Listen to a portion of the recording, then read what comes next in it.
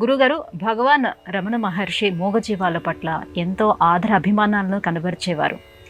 భూతదయ విషయంలో రమణ మహర్షి ప్రకటించిన ఆ తత్వాన్ని ఎలా విశ్లేషించుకోవాలి? భగవాన్ రమణులు అంతటా వ్యాపించి ఆనందాన్ని పంచేటువంటి మహర్షి.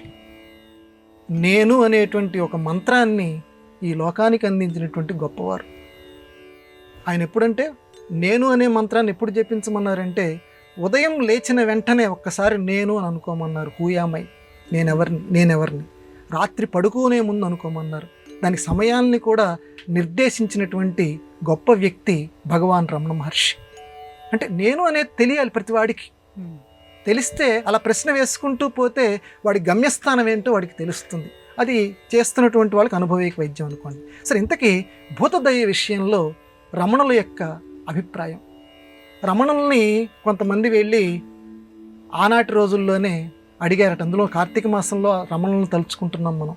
స్వామి, మీరు ఎంతసేపటికి పశువుల మీద, లేకపోతే నెమళ్ళ మీద, కుక్కల మీద, పిట్టల మీద, వీటి మీద విపరీతమైన ప్రేమ చూపిస్తుంటారు. వాటి మీద మీకు బాగా దయ ఉంది. చుట్టూ ఇంతమంది మానవులు ఉన్నాం కదా, మాకు అంత ప్రాముఖ్యత ఇవ్వట్లేదు. ఇస్తున్నారు మీరు, మేము ఏదైనా అడిగితే జవాబు చెప్తారు, కానీ వాటికి ఇచ్చినంత ప్రాముఖ్యత మాకు ఇవ్వటం లేదు. ఎందుకు మీకు అంత భూతదయ వాటి మీద అని అడిగారు రమణుల్ని. రమణులు చిరునవ్వుతోటి జవాబు చెప్పారట. అంటే కొన్నిటికి చెప్పరు, కొన్ని నవ్వు ఊరుకుంటారు, కొన్నిటికి వెంటనే జవాబు చెప్పేవారు రమణులు. దీనికి వెంటనే జవాబు చెప్పారట రమణులు. ఆ పశువులు కానీ, ఆ పక్షులు కానీ, ఆ కోతులు కానీ, ఇవన్నీ నా దగ్గరికి వస్తాయి. చక్కగా నాతో కలిసి నా స్పర్శ సుఖాన్ని అలా అనుభవిస్తూ నాతో ఒక ఆనందాన్ని అవి పొందుతుంటాయి.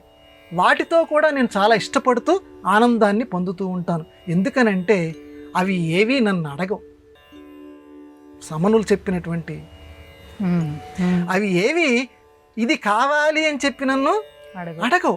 కేవలం నా దర్శనంతో, నా స్పర్శతోటి, నా దగ్గర ఉండటంతో అదొక విచిత్రమైనటువంటి అనుభూతి పొందుతూ ఆనందాన్ని అనుభవిస్తూ ఉంటాయి. కానీ మానవులు ఉన్నారు చూడండి, వీళ్ళు ఎంత కాదనుకున్నా వాడు దగ్గరికి వచ్చాడంటే, ఇదిగో మా అమ్మాయి పెళ్లి కాలేదని ఒకడు, నాకు అనారోగ్యంగా ఉందని ఒకడు, అంటే ఇక్కడ దండం పెడుతున్నాడు అని అంటే, నాకు కానీ అరుణాచలేశ్వరుడికి కానీ దండం పెడుతున్నాడంటే లౌకికపరమైనటువంటి సమస్యలతోటి వస్తుంటాడు.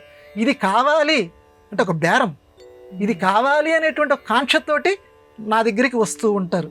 కానీ అందువల్ల నేను తీర్చగలనా తీర్చలేదని పక్కన పెట్టండి, వీటికి మాత్రం అటువంటిదేవి లేదు. ఇది కావాలి అని చెప్పి ఏనాడు కూడా ఇవి అడగవు. కాబట్టి దేవుడు అనేటువంటి వాడు ఇది కావాలి అని చెప్పి అడిగేటువంటి వాడి కంటే కూడా నాకు ఏది అక్కర్లేదని చెప్పి నా సన్నిధిలో ఎవడైతే ఆనందం పొందుతాడో వాడి మీద అమితమైన ప్రేమని చూపిస్తాడట. ఎందుకంటే స్వామికి తెలియంది ఏముంటుందమ్మా. నిజంగా కనుక మనం నమ్ముకుంటే మనకు కావాల్సిందేమిటో స్వామికి తెలుసు. మనం ప్రత్యేకంగా నివేదన ఏమీ చెయ్యక్కర్లేదు. ఎప్పుడు వస్తుంది అది? నమ్మకం ఉంటే వస్తుంది. మనకి నమ్మకం లేక చాలామందికి నాకు ఇది కావాలి, నాకు ఇది కావాలి అని చెప్పి మొట్టమొదట మనం విన్నపాలు చేసుకుంటూ ఉంటుంటాం. విన్నపాలు వినవలే వింత వింతలు. అందుకే అన్నమయ్య ఒక చొరకేశాడు, విన్నపాలు వినవలే వింత వింతలు అన్నాడు. దీని మీదే వింత వింత అంటే మామూలు విన్నపాలు చేయం కదా మనం, వింత వింత అనేక రకమైనటువంటి ఆశ్చర్యకరమైనటువంటి విన్నపాలు చేస్తూ ఉంటుంటాం. అందువల్ల ఈ మానవులం దేవుడి దగ్గరికి వెళ్ళేసరికి మనం చక్కగా ఎటువంటి కోరిక లేకుండా, నిరాకాంక్షగా, ఎటువంటి ఆకాంక్ష లేకుండా నివేదనగా నువ్వు చేయగలిగితే, ఆ ఆనందాన్ని నువ్వు పొందగలిగితే అప్పుడు చక్కగా దేవుడు నిన్ను కరుణిస్తాడు. ఇది